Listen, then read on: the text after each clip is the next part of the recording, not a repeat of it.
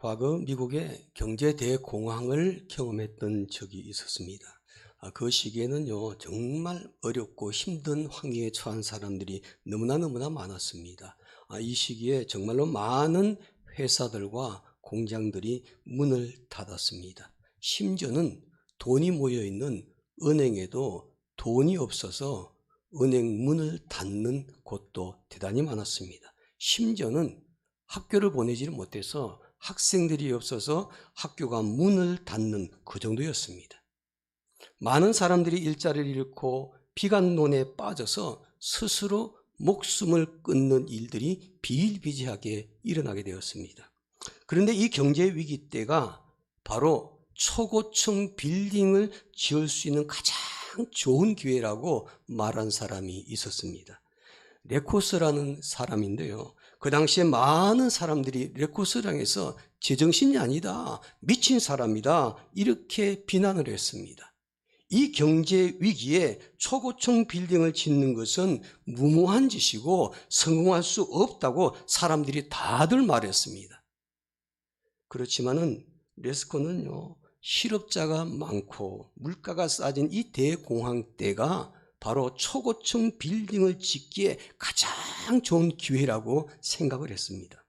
사람들의 비난과 사람들의 만류를 다 뿌리치고 이 사람은 미친 사람 소리를 들어가면서 3년에 걸쳐서 초고층 빌딩을 지었습니다. 완공했습니다. 이 빌딩이 뉴욕 맨하탄에 세워진 엠파이어 스테이트 빌딩입니다. 지금은 엠파이어 스테이트 빌딩보다도 더 높은 빌딩들이 많이 생겼지만은 그 당시에는 세계에서 최고 높은 초고층 빌딩이었습니다. 전 세계적으로 유명한 초고층 빌딩의 대명사가 되었고 지금도 유명한 관광 명소가 되어서 전 세계 수많은 사람들이 그 빌딩을 매년마다 방문을 하게 됩니다. 레코스는 투자 비용과 비교할 수 없을 정도로 아주 엄청난 수익을 내면서 성공한 사람이 되었습니다. 초고층 빌딩의 대명사가 된 엠파이어 스테이트 빌딩은요, 한마디로 말하면 위기를 기회로 만든 사람에 의해서 탄생된 세계적인 명소라는 것입니다. 우리의 인생도 마찬가지라고 생각을 합니다. 우리는 인생을 살다 보면은 뜻하지 않는 어려움에 부딪히는 상황에 종종 처하게 됩니다. 내가 원하지도 않았고 나의 뜻과는 전혀 상관없이 인생의 위기가 찾아와서 나를 괴롭히고 좌절하게 만들고 절망에 빠뜨리는 일들이 너무나 우리 주변에 많이 일어나는 것을 보게 됩니다. 그러나 우리는 실망과 좌절만 하고 있을 것이 아니라 오히려 그 위기를 축복의 기회로 만들 수 있는 사람이 되어야 될 줄로 믿습니다. 성공한 인생을 산 사람들은요, 어려움을 전혀 당하지 않은 사람이 아닙니다. 어려움을 전혀 당하지 않는 사람이 성공한 사람이 아닙니다. 어려움을 당했을지라도 좌절하거나 절망하지 않고 오히려 찾아온 인생의 위기를 축복의 기회로 만든 사람이 성공한 사람이라는 거죠. 존 F 케네디 전 대통령은 유명한 연설을 잘하기로 사람들에게 알려져 있죠.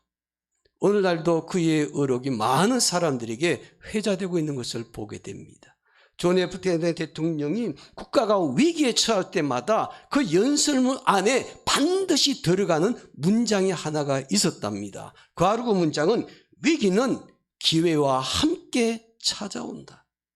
위기만 우리에게 오는 것이 아니라 기회도 동시에 우리에게 찾아온다고 그는 외치면서 국가적 위기를 잘 극복했던 지도자가 되었던 것을 보게 됩니다.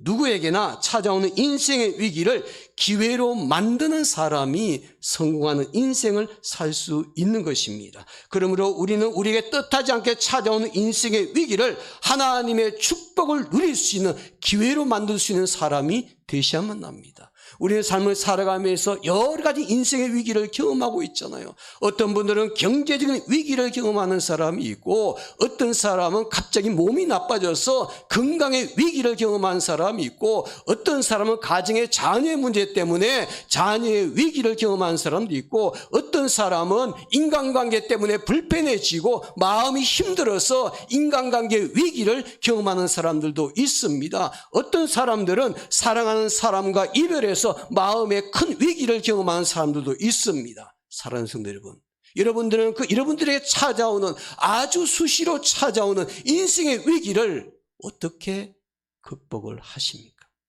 오늘 저와 여러분들은요, 믿음으로 사는 사람이기에 인생의 위기를 하나님의 축복을 누릴 수 있는 기회로 만들 수 있는 성도들이 되어야 될 줄로 믿습니다. 그러면 우리에게 찾아오는 인생의 위기를 축복의 기회로 만들려면 어떻게 해야 할까요? 오늘 본문에서 그 답을 찾을 수가 있습니다.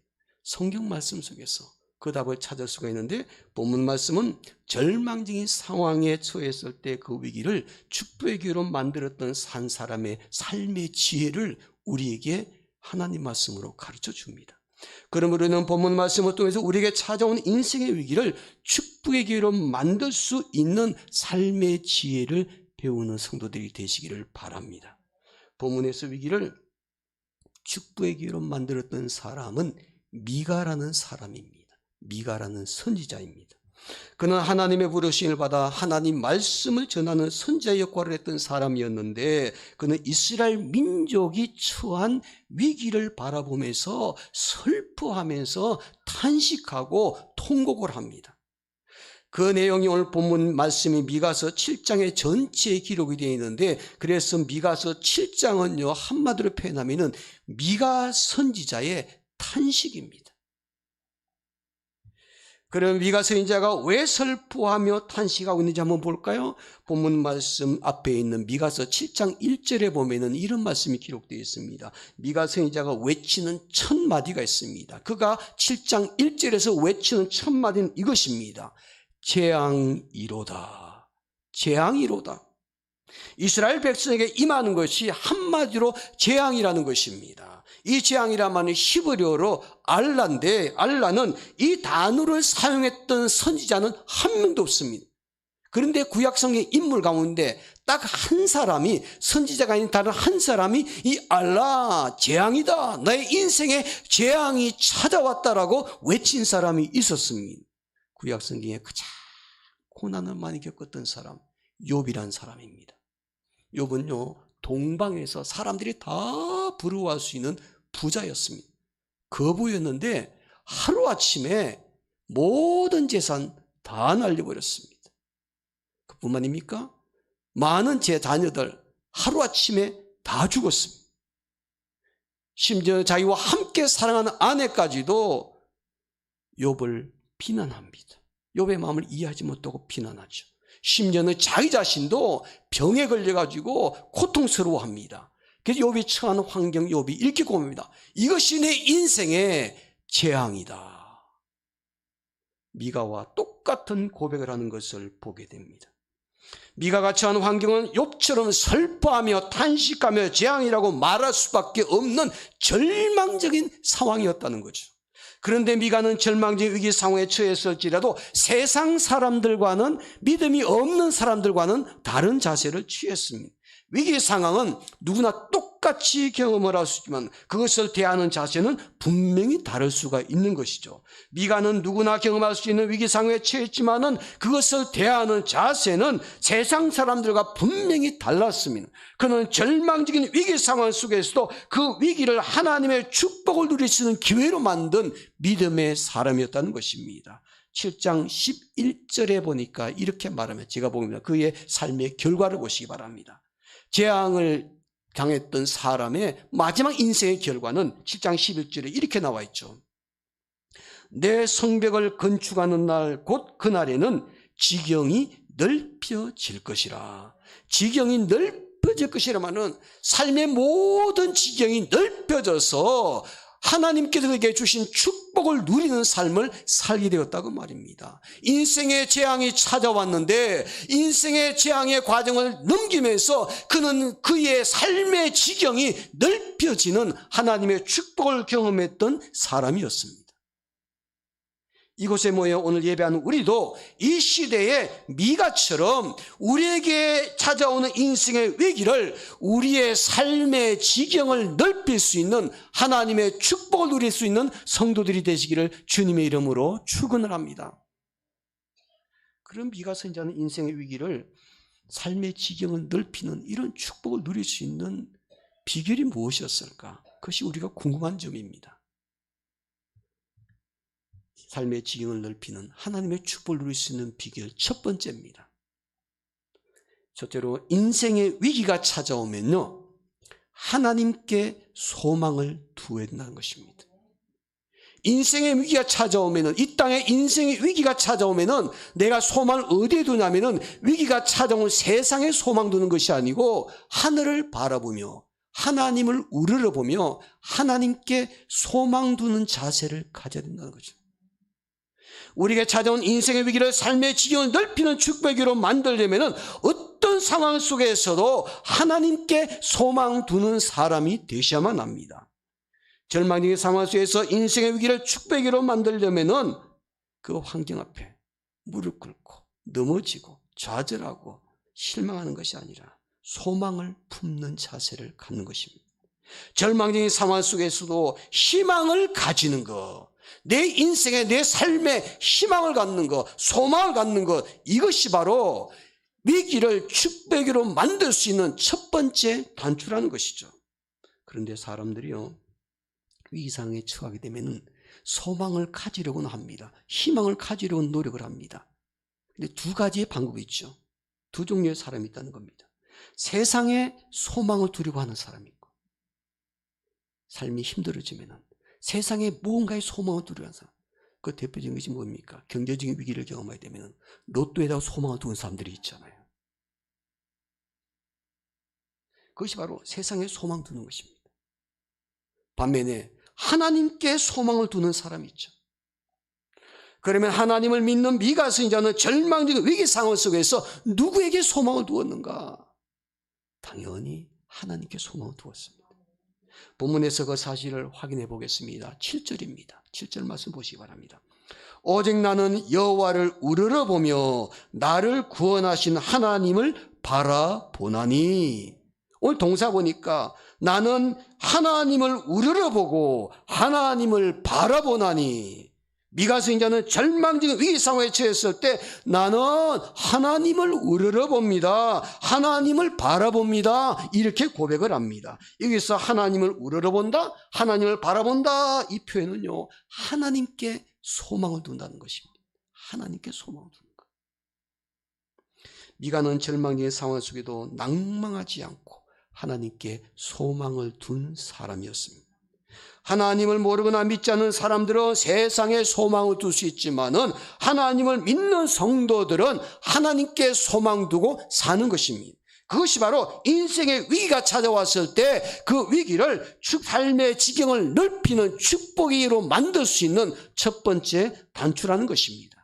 그러므로 절망적인 상황 속에서도 하나님께 소망 두고 사는 사람이 인생의 삶의 위기를, 삶의 지경을 넓힐 수 있는 축복을 누릴 수 있는 기회가 되는 줄로 믿습니다. 미가는 위기 상황에 처했을지라도 환경 바라보고 낙심하지 않았습니다. 사람들 바라보고 불평하지 않았습니다. 하나님을 우러러보며 소망을 가진 사람이었습니다. 그랬을 때 인생의 위기를 축복의 기회로 만들 수가 있습니다. 저 중동 지역에 가게 되면은 사막에서 쉽게 볼 수 있는 짐승이 있죠. 낙타입니다. 낙타. 그 사막에서 살 수 있는 짐승들이요, 별로 없어요. 근데 낙타는 그렇게 덩치가 큰데도 그 뜨거운 태양이 내리쬐는 사막에, 물도 없는 그 사막에서 낙타가 견뎌내고 또 사람들을 실어 나르고 물건도 옮기는 운반 수단이 되더라는 거죠. 근데 낙타는 본래는 중동지역에 사는 동물이 아니었습니다. 이 낙타는 처음에 서식한 데는요, 푸른 초장이 있는 아메리카 대륙이었습니다.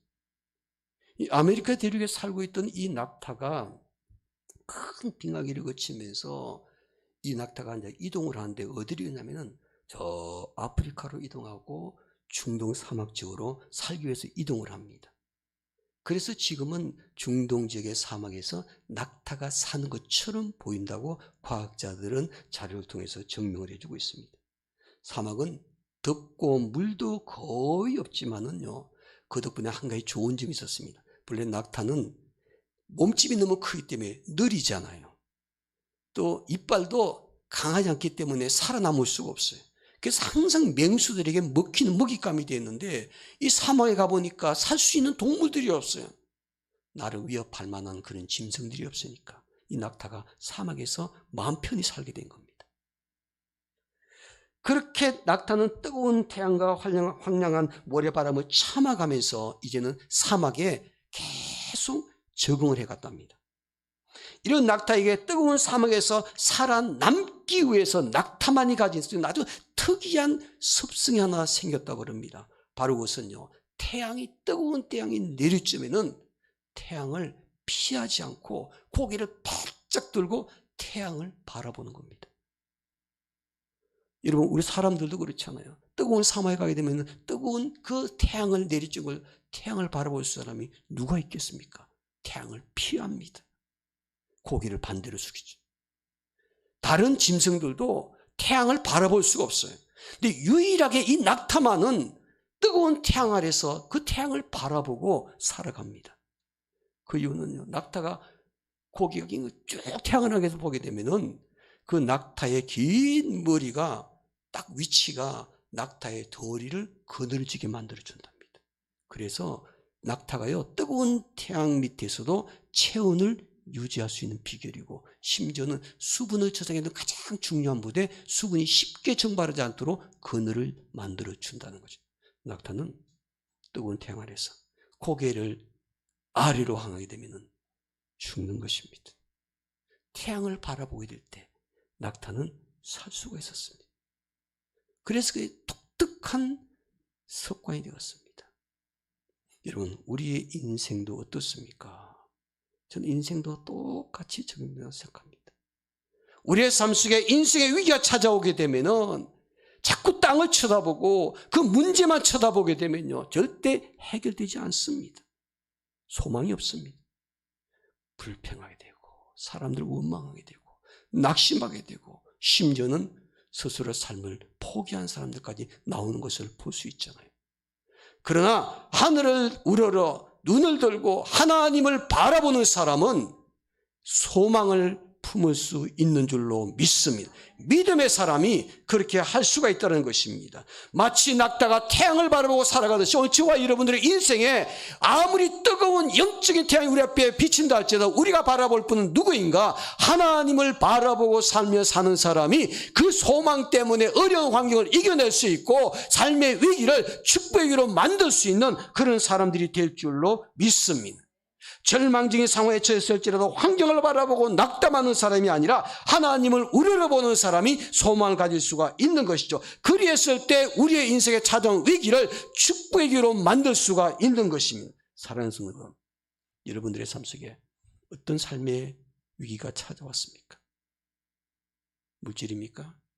건강입니까? 인간관계입니까?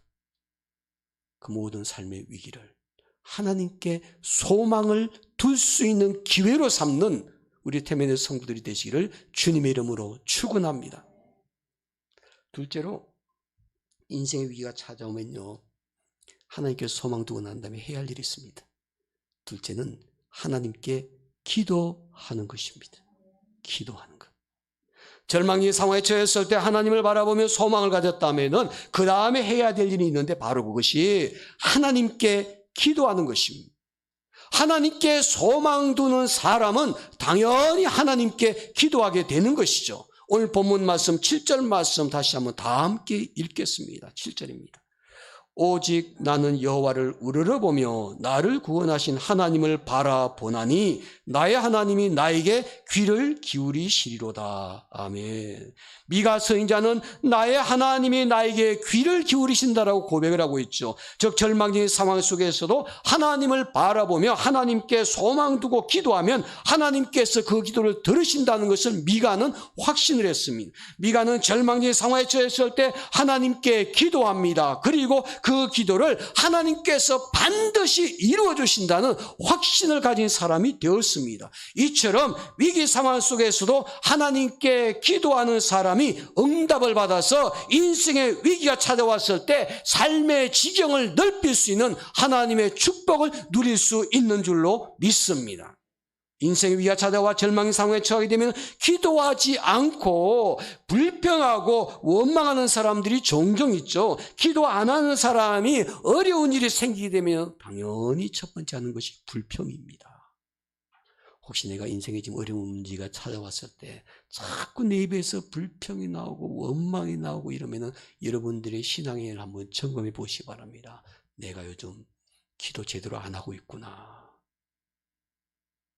여러분, 어떤 환경 속에서도요, 기도의 줄을 놓치지 않는 사람은 절대 원망하거나 불평하지 않습니다. 하나님께 기도하게 되는 것이죠. 여러분, 불평하는 사람은 자기 자신이 처한 환경을 절대로 바꿀 수가 없습니다. 원망하는 사람을 통해서 사람을 통해서 도움을 주신 하나님의 역사의 손길을 체험할 수가 없습니다. 어떠한 상황 속에서도 불평하거나 원망하지 않고 하나님께 기도하며 나아가는 사람이 하나님의 응답의 역사를 경험하게 되는 줄로 믿습니다. 조지 밀러라는 유명한 선생님이 계시죠. 이분은 돈 한 푼도 없는데 3,000명에 대한 고아를 먹여 살린 사람입니다. 그래서 고아의 아버지라는 명칭을 얻게 된 유명한 분이시죠. 이분은 그 고아들을 3,000명을 먹이면서 그런 놀라운 일을 하게 되면서 그가 75세 때 그는 사람들에게 자기의 이런 고백을 합니다. 우리들의 바로 연약함이 하나님의 능력이 나타날 수 있는 기회가 됩니다. 찬송을 받으실 그분은 절대로 우리를 떠나거나 버리시지 않습니다. 연약함이 크면 클수록 하나님의 능력을 더 크게 경험하게 됩니다. 70년 동안 살아온 나의 인생 체험입니다. 여러분, 오늘 저와 여러분들이 찾아온 삶의 위기는요, 하나님의 큰 능력을 경험할 수 있는 또 하나의 기회가 되는 줄로 믿습니다. 그런 기회를 만들기 위해서 우리가 할 일이 무엇일까? 삶의 위기에 처했다고 느껴지는 순간 우리는 하나님께 소망을 둘 뿐만 아니라 그 하나님께 기도하는 사람들이 되어야 될 줄로 믿습니다. 하나님은 위기 상황 속에서도 절망적인 상황 속에서도 하나님께 소망 두고 기도하는 사람들에게 힘 주시고 도움의 손길을 뻗어주시는 줄로 믿습니다. 기독교 역사 속에 유명한 마틴 루터가 종교개혁을 이루었죠. 이 종교개혁을 이룰 때 수없는 사람들의 반대가 있었고요. 또 목숨도 위협받는 그런 상황에 많이 경험하게 되었습니다. 근데 루터는 그럴 때마다 하나의 습관이 있었답니다. 그냥 멍하니 식탁에 앉았다가 그는 이렇게 고백하면서 하나님께 중얼거리면서 기도했답니다. 그분은 살아계시다. 그분은 살아계시다. 누가 살아계신다고 합니까? 하나님은 죽지 않고 살아계시다. 하나님은 지금도 살아계신다. 그러면서 계속 그 문장을 되뇌면서 식탁에서 하나님께 기도하는 사람이었습니다. 그러기에 마틴 루터는요, 자기가 찾아온 그 모든 위기를 잘 극복해냈습니다. 그리고 기독교 역사의 종교개혁가로서 많은 사람들에게 인정을 받는 사람이 되었죠. 여러분, 여러분의 위기 상황에 처했을 때 누구를 바라보시겠습니까? 누구의 소망을 두시고 기도하시겠습니까? 사람들은 어려울 때일수록 잘 되는 곳이 있다 그럽니다. 점치는 집이랍니다. 어렵고 힘든 시대일수록 사람들은 미신 행위에 더 빠져드는 것을 보게 됩니다. 거기에 자기의 미래를 거는 사람, 얼마나 어리석은 사람입니까? 사랑하는 여러분, 우리가 예배드리고 우리 예배를 기뻐 받으신 하나님, 살아계신 하나님이신 줄로 믿습니다. 오늘도 살아계신 하나님, 그 하나님을 바라보고 소망 갖고 기도하는 사람이 위기를 축복의 기로 만들 수 있는 하나님의 사람들이 될 줄로 믿습니다. 우리에게 찾아온 인생의 위기를 축복의 기회로 만들려면 어떤 자세를 가져야 될까요? 첫째로 하나님께 소망을 두셔야만 합니다. 둘째는 그 하나님께 기도하셔야만 합니다. 마지막 세 번째로 인생의 위기를 축복의 기회로 만들려면 하나님의 도우심을 확신하셔야만 합니다. 하나님께서 반드시 도와주실 것이라는 믿음을 가지라는 것입니다. 그런 확신을 가지라는 것입니다. 하나님의 도우심을 의심하지 말라는 것입니다. 9절 말씀을 보시기 바랍니다. 제가 9절 말씀 끝부분과 10절 말씀 끝부분만 보겠습니다. 끝부분에 보면 이렇게 말합니다. 9절입니다. 내가 그의 공의를 보리로다. 이 그런 것은 하나님이십니다. 내가 하나님의 공의를 보리로다. 10절 끝부분 보니까 내가 그것을 보리로다. 이 말은 지금 미가 선지자가 절망적인 상황 속에 처했을 때 하나님께서 여러 가지 방법으로 나를 도와주실 터인데 그 하나님의 도우심의 역사를 내가 꼭 보게 될 것이라는 확신에 찬 고백입니다. 미가 선지자는 주께서 나를 인도하여 주실 것이다. 내가 주께서 행하신 일을 반드시 보게 될 것이다. 이렇게 고백을 합니다. 이 고백은 내가 위기 상황 속에서도 하나님께 소망을 두고 기도했기 때문에 이제는 하나님께서 반드시 도와주실 것이라는 확신을 가지는 것입니다. 하나님의 도우심을 확신을 갖기 위해서는요, 두 가지 전제 조건이 꼭 필요합니다. 하나님께 소망을 두셔야 된다는 거예요. 하나님께 소망 두지 아니하면서 하나님이 도와주실 것이다 이렇게 말해서는 안 됩니다. 두 번째는 하나님께 기도하셔야 됩니다. 기도하지 않고 하나님께 도와주실 것이다 막연하게 생각하는 것은 희망 고문일 뿐입니다. 우리의 미래가 우리의 꿈과 소망이 희망 고문이 되지 않기 위해서는 반드시 해야 될 일이 인생의 위기가 찾아오면 하나님을 바라보고 하나님께 소망 두는 것입니다. 둘째는 그 하나님께 기도하는 것입니다. 그리고 비로소 하나님이 놀라운 방법으로 나를 도와주실 것이다. 하나님의 역사를 확신하며 사는 것입니다. 미가는 위기 상황에 처했을 때 사람들의 도움을 구하는 것이 아니라 하나님의 도우심을 바라는 신앙의 사람이었죠. 어떤 어려운 문제 앞에 부딪혔을 때 사람들의 도움보다 하나님의 도우심을 바라며 기도하는 사람이 하나님께서 행하신 놀라운 역사를 경험하게 되는 것이거든요. 바로 미가라는 사람이 그런 사람이었습니다. 그는 위기가 찾아왔을 때 사람들을 바라보면서 사람들이 도와줄 때를 기다리고 있는 사람이 아니라 하나님을 바라보면서 하나님의 도우심을 기다린 사람이 되었습니다. 인생의 위기를 축복으로 바꾸는 사람이었습니다. 절망적인 상황에 처했을 때 사람들의 도움보다 하나님의 도우심을 받는 사람, 그런 사람이 인생의 위기를 극복하고 삶의 지경을 넓힐 수 있는 하나님의 축복을 누리게 되는 줄로 믿습니다. 여러분은 어떤 위기 상황에 처했을지라도 낭망하지 않고 하나님께 소망을 두고 기도하게 될 때 하나님의 도우심을 확신하는 성도들이 될 줄로 믿습니다. 우리 모두 인생의 위기를 축복의 기로 만들 수 있는 사람이 꼭 되기를 원합니다. 절망적인 상황에 처했을지라 하나님을 바라보는 소망을 품고 기도하면서 하나님의 도우심을 확신하는 성도가 될 때 비로소 하나님의 도움의 손길은 저와 여러분들의 삶의 장 속에 나타나게 될 것입니다. 영국의 마그릿 대처 수상이 있었죠. 그 수상에는 별명이 하나 붙었습니다. 철의 여왕. 정말 여성으로서 엄청난 일을 했던 영국의 총리 지도자였습니다. 사람들은 지금도 그를 기리고 그를 존경하고 있죠. 그가 여인으로서 철의 여왕이라는 이런 명칭을 받게 된 것은 포클랜드와의 전쟁, 아르헨티나의 전쟁에서 아르헨티나 사람들이 설마 영국에서 이 포클랜드 섬 외딴 곳에 이 엄청나게 먼 곳까지 어떻게 영국 군대를 파견해 가지고 우리를 쫓아낼 수 있을까? 그래서 겁 없이 도발을 했습니다. 모든 지도자들이 다 불가능하다고 했습니다. 마그렛 대처 수상이요 결단 내렸습니다. 진격.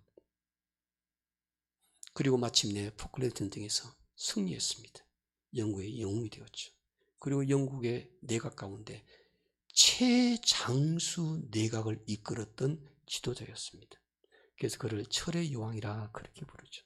그런데 역시 더 중요한 사람이 한 사람 더 있습니다. 철의 여왕의 원조입니다. 마그렛 대처 수상보다도 더 유명한 사람입니다. 제가 오늘 말씀드리고 난 다음에 여러분들이 궁금하시면 인터넷에 한번 쳐보시기 바랍니다. 이스라엘 첫 번째 여성 총리입니다. 이스라엘 역사 속에서 첫 번째 여성 총리가 된 사람이 있는데 이름은 골다 메이어입니다. 골다 메이어. 처음 들어본 사람이 있을 것이고 이미 알고 있는 분도 계실 겁니다. 이 골다 메이어는요, 이스라엘 첫 여성 수상이 된 사람입니다. 이 사람은 이스라엘 건국의 어머니입니다. 1948년 이스라엘이 해방되고 독립국가를 세울 때 이 사람은 건국에 참여했던 유명한 여성 지도자였습니다. 중동 전쟁을 이스라엘이 수없이 치루었잖아요. 아주 소수의 이스라엘 민족이 그 어마어마한 아랍 사람들하고 테러분자하고 끊임없이 싸웠어요. 그 중동 전쟁 4차례가 가장 큰 전쟁이었는데 그 4차례 모든 전쟁을 다 승리로 이끌었던 총리였습니다. 그가 총리가 되었던 것은 그 당시 남자 총리가 7일 전쟁을 이룬 6일 전쟁을 이끌어가는데 갑자기 급사했습니다. 나라 지도자가 없어졌습니다. 이스라엘이 위기에 처했고 국민들이 방황했습니다. 그때 국민들이 한 사람을 총리로 추대를 합니다. 바로 그 사람이 골다 메이어입니다. 그 위기 상황 속에서 여성 총리가 되어서 절체절명의 이스라엘을 구해내었던 사람이었습니다. 이 사람은 4차례 중동 전쟁에서 다 승리를 거두었고 이스라엘이요 지금까지 부강한 나라를 만드는데 가장 크게 기여했던 여성 지도자였습니다. 사람들은 골다 메이어가 세상을 떠난 후에도요 지금 이스라엘 사람들은 그를 흠모합니다. 그가 죽고 난 다음에 알고 보니까 그의 주치의가 발표를 합니다. 골다 메이어 총리는 12년 동안 백혈병을 앓고 있었습니다. 백혈병 진단이 났을 때 병원 의사와 간호사들에게 함구하도록命냈습니다. 그리고 내가 마지막 죽는 순간까지 이스라엘을 바르게 세우겠다고 외치면서 12년 동안 자기의 병을 숨기고 이스라엘의 전쟁을 승리로 이끌었던 지도자였습니다. 그가 죽고 난 다음에 12년 동안 백혈병을 앓았다는 사실을 국민들이 알고서 너무너무 안타까워하고 추모하게 되었죠. 그렇게 많은 활동을 왕성하게 했던 사람이 병자였다니 다들 경악했습니다. 이스라엘 국민들은요 지금도 오늘날도 시간이 흘러도 여전히 그를 존경하고 그녀의 이름을 딴 도로도 이스라엘의 곳곳에 있고 그의 공공 건물을 지어서 그 사람의 이름을 붙여놓은 빌딩도 많이 있고 그의 얼굴이 들어있는 지폐를 만들어서 사람들이 통용을 하기도 합니다. 그녀가 죽은 다음에 발간된 책에 보니까 그가 늘 고백했던 얘기가 이렇게 짤막하게 소개가 되어 있습니다. 내 얼굴이 못난 것이 다행이다. 정말 인터넷 검색해보면 그 여자 얼굴을 보면요 정말 못생겼습니다. 내 얼굴이 못난 것이 다행이다. 나는 못났기 때문에 열심히 공부했다. 나는 못났기 때문에 하나님께 간절히 기도할 수밖에 없었다. 그는 또 이렇게 말합니다. 나의 약함은 나의 부족함은 이 나라에 도움이 되었다. 우리의 약함은 하나님의 도우심을 받았기 때문이었다. 내가 성공할 수 있던 것은 나의 약점 때문이었다고 말합니다. 사랑하는 성도분, 여러분들에게는 어떤 인생의 약점이 있으십니까? 여러분들에게는 어떤 사람들에게 드러내지 못할 만한 그런 고민스러운 삶의 어려운 문제가 있으십니까? 그것을 우리가 부끄러워할 것이 아니라 그것을 하나님의 도우심을 받을 수 있는 기회로 만들 수 있는 사람이 되어야 될 줄로 믿습니다.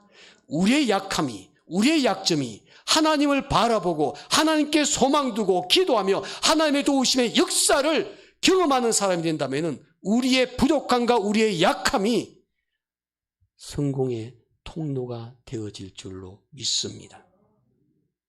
사랑하는 여러분, 오늘 여러분들에게 인생을 살아가면서 어떤 삶의 위기를 경험하셨습니까? 누구나 다 삶의 위기를 경험합니다. 목사님 저도 똑같습니다. 모든 사람들이 삶의 위기, 인생의 위기를 경험할 때가 순간순간 있는데 그럴 때마다 그것을 어떻게 처리하느냐가 우리의 미래를 좌우합니다. 우리가 찾아온 인생의 위기를 우리의 삶의 지경을 더 넓힐 수 있는 축복으로 만들려면 어떻게 해야 할 것인가? 정리합니다. 첫째는 하나님께 소망 두는 것입니다. 둘째는 하나님께 기도하는 것입니다. 셋째는 하나님의 도우심 역사를 확신하는 것입니다. 기도하겠습니다.